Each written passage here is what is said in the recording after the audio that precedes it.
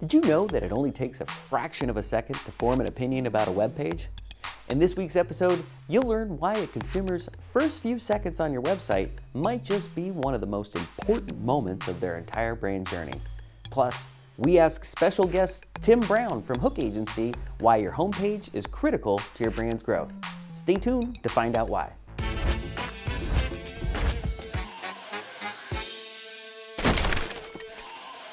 Welcome to Marketing is Broken, the weekly series where we try to win people over on the second impression, or maybe the fifth. The ninth? We'll get there. So you're telling me there's a chance?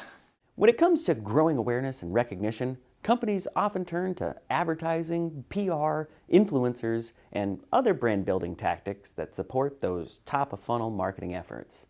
But are there better ways to be spending our brand dollars? Well, many of us fret over the intricacies of marketing messages at different points of the consumer journey. The first few moments on the homepage probably over-index as one of the most important brand touchpoints of all. Consider this. It only takes about 50 milliseconds for people to form an opinion of a brand's homepage. After those initial milliseconds, our brains take less than 5 seconds to scan the logo, navigation, main imagery, and any above-the-fold copy like headlines, subheads, and calls to action. In that brief time, we've not only looked at the website, but we've also likely judged the brand, its design, and the basic offering of the company. In today's attention-strapped digital landscape, 5 seconds might be all you get to create a first impression, which consequently might also be your last impression if you don't take your homepage seriously as part of your brand building strategy. Despite how important the homepage and websites can be, Forrester recently reported that most of the 60 B2B brands in a recent study that they did failed to create website experiences that would be considered interesting, interactive, or compelling. If websites are so important, then why the disconnect? We wanted to know more about how important a strong website is to growing brands, so we reached out to Tim Brown, the owner of digital marketing and website design company Hook Agency, to get his take on how brands can maximize their growth using their website. You've built countless websites for a lot of different companies. What are the most important brand considerations when building a website today? Absolutely. So I think the first one to me is, who is it for? To me, that's the most important question in marketing. Who is it for? If you really have some tight control on your prime demographic, your ideal customer, you can make a lot better thing overall. And then just when you're writing, to me, writing is a huge piece of this whole thing, which is kind of weird because I'm a designer, but writing is huge. It has to be about you with a capital Y, not about us, the company. So making your ideal customer the hero and you're just the guide. And then third, helping them imagine themselves working with you if you're a service-based company, or helping them imagine themselves using your product if you're a product, right? And what may happen if they don't? That's an underrated one, because fear is a very strong motivator. So what could happen if they don't work with you? And I mean, ideally that's done with imagery, illustration, headlines. You're really painting the picture of what it's like to work with you, but also on the other side, what might happen if they don't? Sure. So make it about them, show the full journey.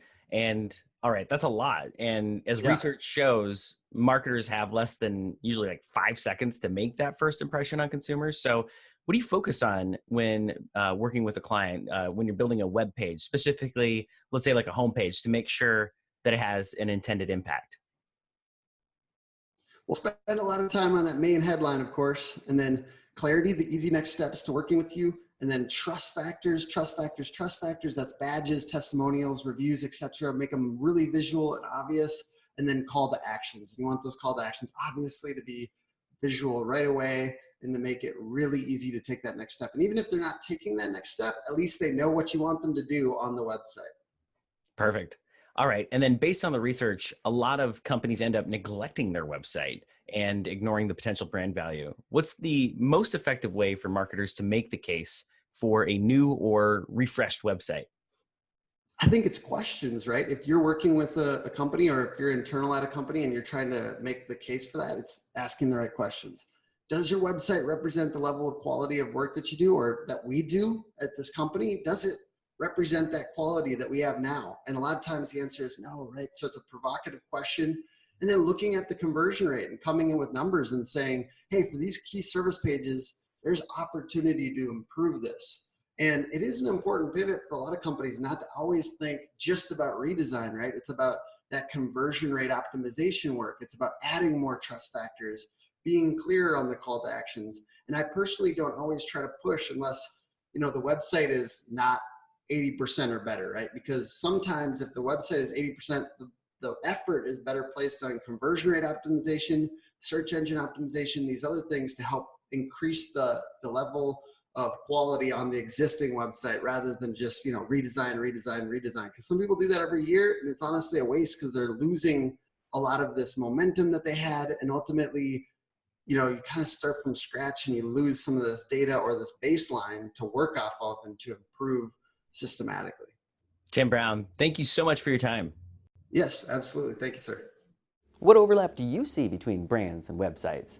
Is the homepage the most important brand touchpoint, or are there more important parts of the consumer journey? And finally, what's the best homepage you've ever seen for a website? Share your thoughts in the comments below, and you might just win yourself some new Brandish Insights gear. We'll see you next time. Hey, it's Josh from Brandish Insights. Thank you for watching Marketing is Broken. If you like this week's episode, please click below to subscribe or check out other episodes. And if your company could use more insights around your branding efforts, check out brandishinsights.com.